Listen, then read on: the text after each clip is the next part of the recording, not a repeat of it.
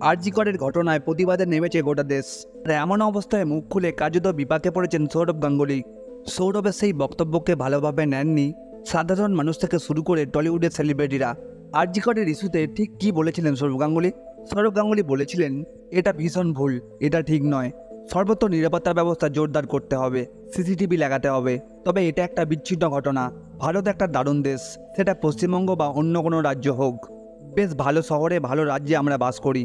একটা ঘটনা নিয়ে গোটা ব্যবস্থার বিচার করা উচিত নয়, তবে কড়া ব্যবস্থা নিতে হবে। হাসপাতাল, রাস্তায়, সর্বত্র সিসিটিভি ক্যামেরার নজরদারি বাড়াতে হবে। এমন বক্তব্য করার পর সৌরভের উপর ফুঁসে উঠেছেন একের পর এক পরিচিত মুখ।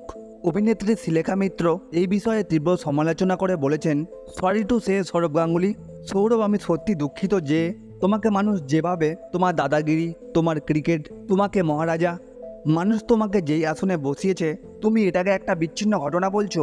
এই ঘটনার পর অনেকেই সৌরভকে বাংলার আইকন বলতে নারাজ।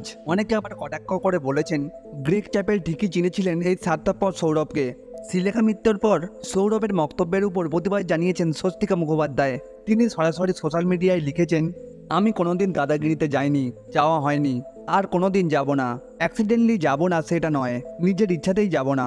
এর সাথে সেই পোস্টে তিনি অনেক কথাই বলেছেন। অনেকে আবার সৌরভের দাদাগিরি শোয়ের বয়কটের ডাক দিয়েছে। এবারে চাপে পড়ে আবার মুখ খুলেছেন সৌরভ গাঙ্গুলি।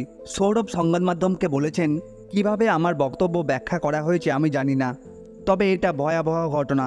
আমি চাই দোষীদের কড়া শাস্তি হোক, যাতে ভবিষ্যতে এমন কাজ মাথাতে না আসে। শাস্তি কঠোরতম হওয়া দরকার।